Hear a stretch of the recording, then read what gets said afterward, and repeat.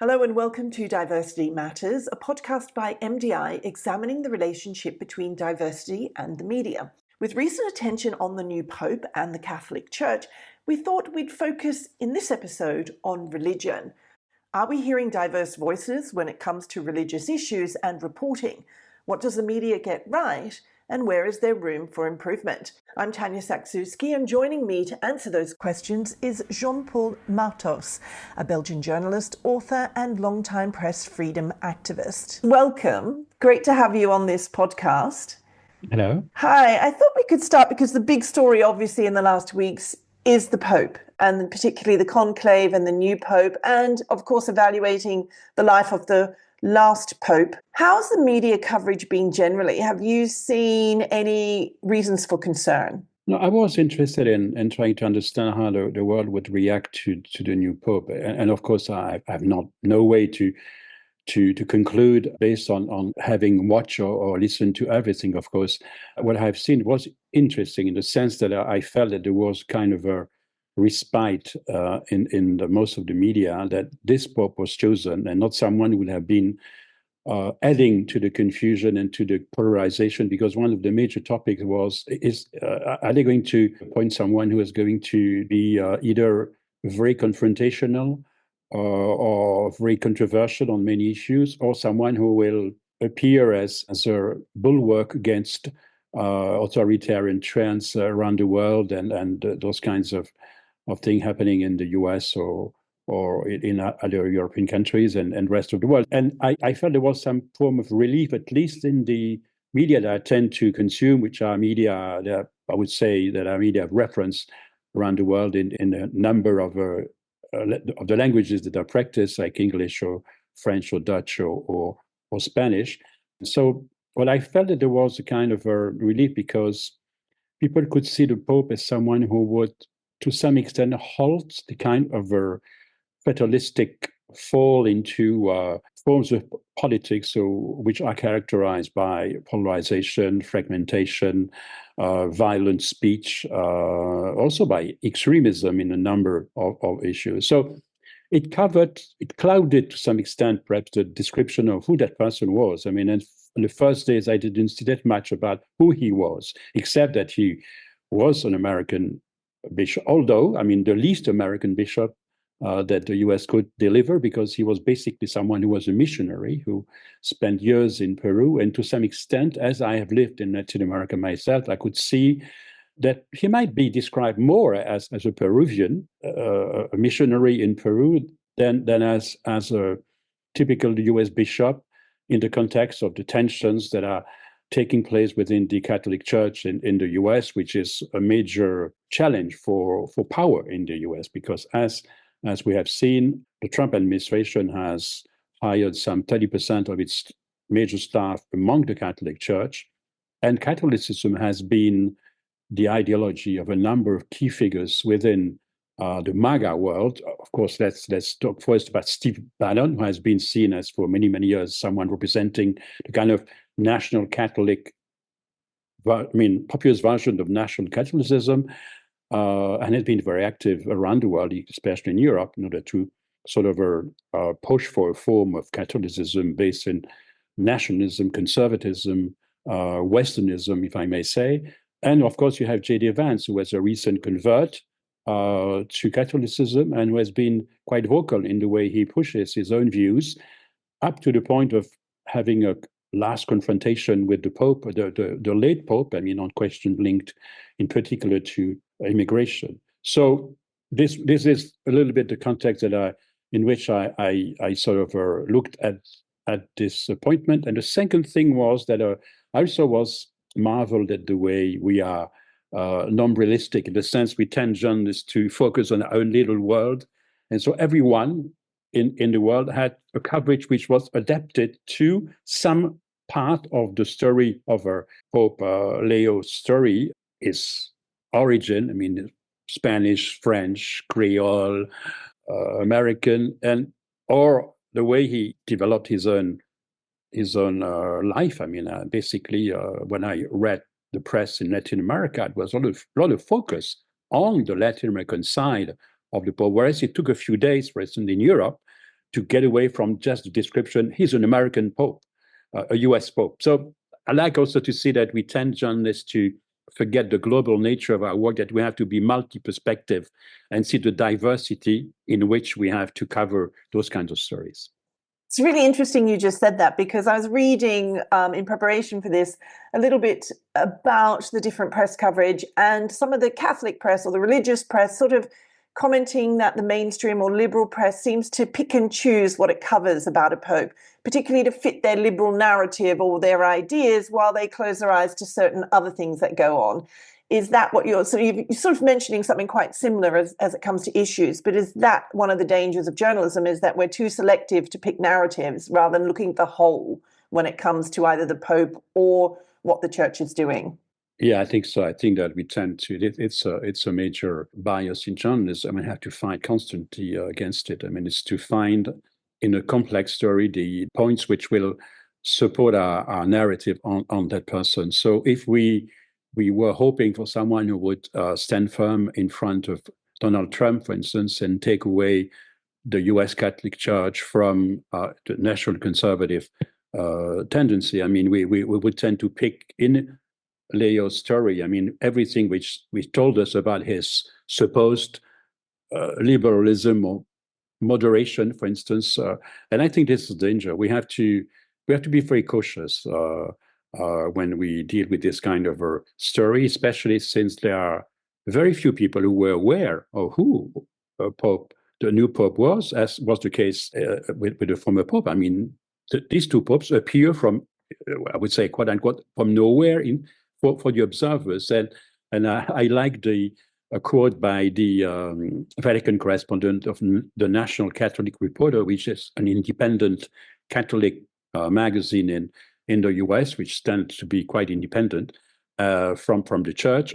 He said, the history of journalists predicting the next pope is full of carcasses of journalists missing really their prediction. I think it's true. We have to have a certain modesty. We have to open up the gates, in a sense, listening to everyone who has something to say, who might be expected to say something about it. Go where we will get perhaps reactions that will be negative. It will perhaps force us to change a little bit the way we study it on our story. This is something which I think is fundamental for journalism, this form of openness, form of impartiality. So not just going to the people that we feel close to, but thinking against ourselves. I may say this is fundamental. And this is something which was a little bit lacking because it was the same as 13 years ago. I remember when I heard the name of the Pope at the time, I said, I'm sure that some journalists will jump directly to some conclusion based on, which is often the case, a low understanding or low level of knowledge of the complexity of the church, the Catholic Church, in its diversity, and would say, he's a Latin American, so he should be progressive, or he should be. Well, he was progressive on some issues, it was not on other issues.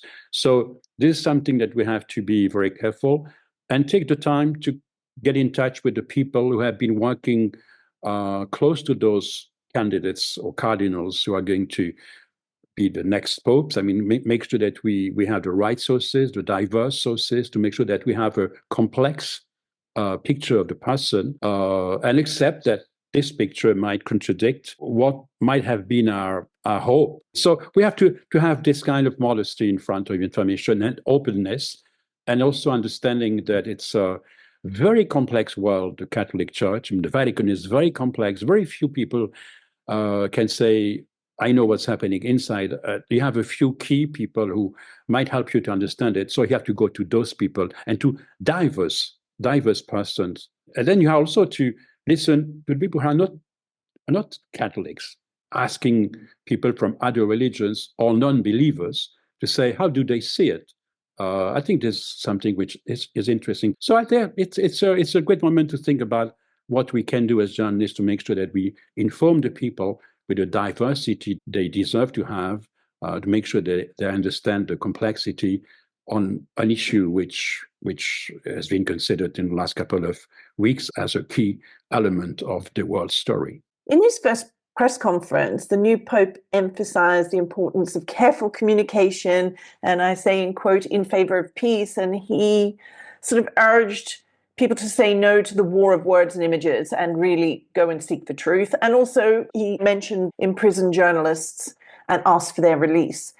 Surprising, or how do you see those sorts of comments? Some years ago, I gave a talk to the Vatican, to the bishops that were assembled there a couple of years ago. And I presented the world as I saw it of journalism and press freedom. And it was quite welcoming. But at the same time, we had differences in the sense that I was defending press freedom in a way which questioned to some extent the opacity of the Vatican and of the Church. So to what extent, the new Pope is ready to defend press freedom and at the same time accept that there should be more transparency within the Vatican and within the Catholic Church. To what extent he will accept accountability journalism within the Church is something which is fundamental. I won't even go back to the whole question of the silence that has accompanied for so many years the questions of pedocriminality in the Church, which was revealed in the mid-1950s, first by the National Catholic Reporter, by the way, by a Catholic newspaper, and then was turned into a major investigative story by the Boston Globe, which was the subject of the film Spotlight, which is a brilliant film about journalism and Catholic journalism investigating their church. So yes, I was very happy to hear that the Pope was defending imprisoned journalists, having someone to defend jailed journalists at a time when journalists are under pressure everywhere, even in the US, in democracy. I think that's really refreshing. But at the same time, I guess that the Church has to also think about its role as a contributor to a free flow of information, and its remark on being cautious.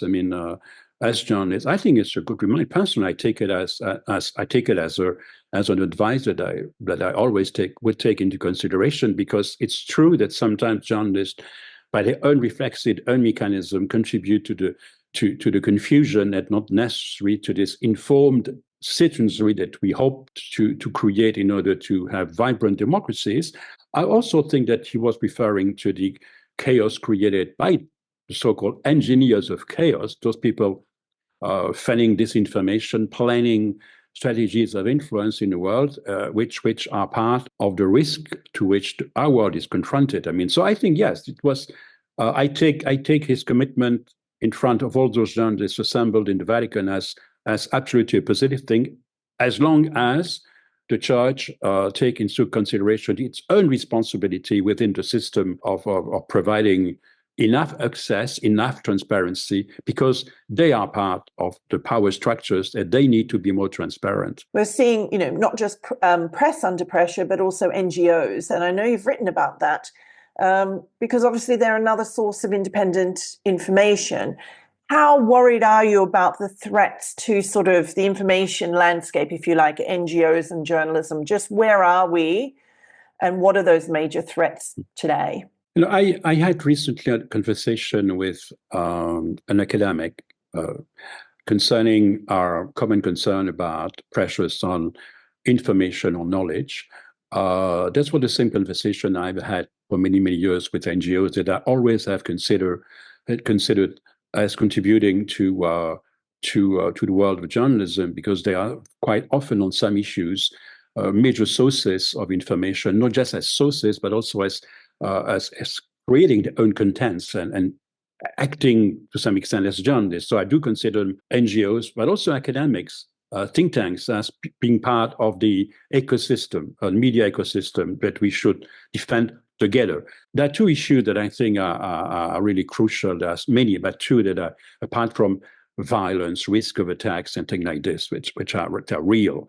But we've seen that in from Ukraine to Gaza. But two structural things that we should be aware of is, first of all, the tendency in many countries, of course, brutally in the US, to defund NGOs and alternative or independent media that play such a crucial role in the democratic system, not necessarily in the business media system, but in the democratic media system, which for us should be a priority. We shouldn't imagine only the media dominated by private interests that are legitimate, but at the same time, there's a bigger picture.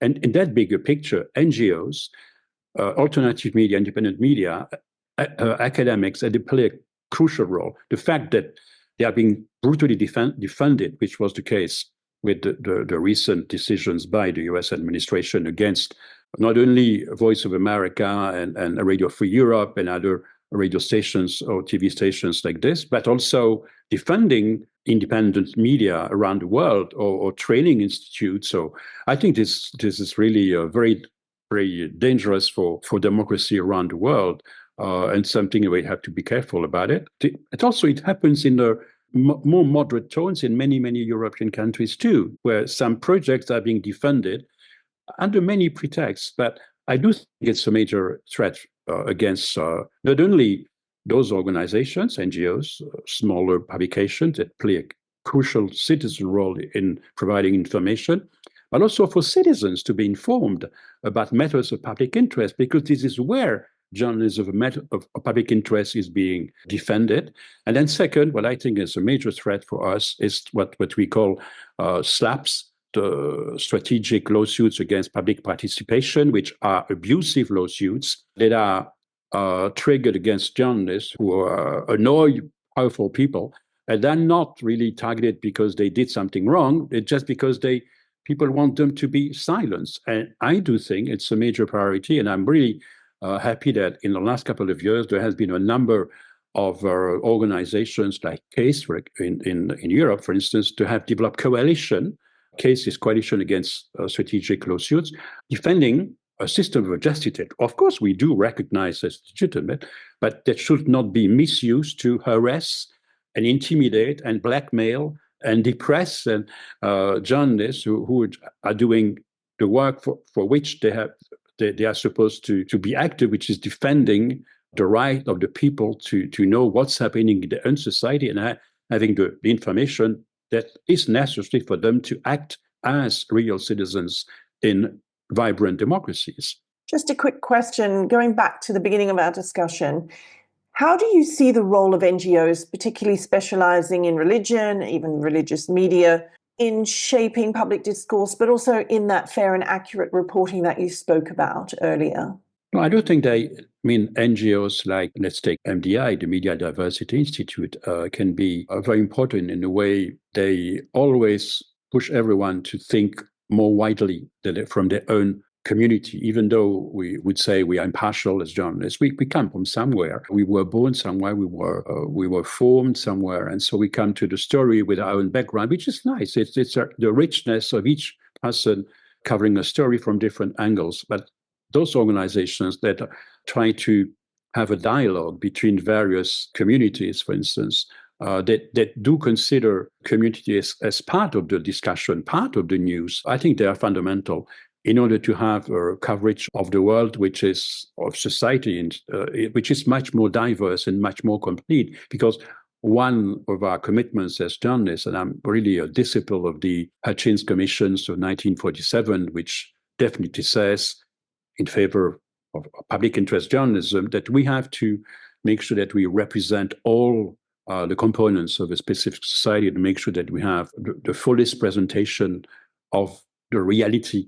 I think this is fundamental. And those organizations, because they do it as their core mission, I do think they are really very important in creating this angle, looking at the story, in putting together people from different communities and sharing our own biases and prejudices and discussing them. I think this is very important. It's not often that we have this capacity, this possibility to discuss more widely and take the time to understand how people see a specific situation or even see us in the way they cover the world. So I think, yes, I mean, those NGOs are, for me, a fundamental tool. And that's why I'm so afraid when some would say we have to defund NGOs or defund the alternative media project, because I do think they are part of the best in our media ecosystem, and even in our capacity as a society, act as a democracy,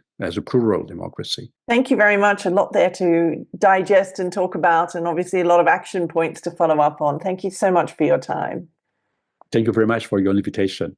I hope you've enjoyed this episode of Diversity Matters, brought to you by MDI, or Media Diversity Institute. If you have, please do like and share it. You can also listen to earlier episodes and find more information on MDI and issues related to the media and diversity on the website. It's media-diversity.org. Thank you for joining me. I look forward to your company again. Take care.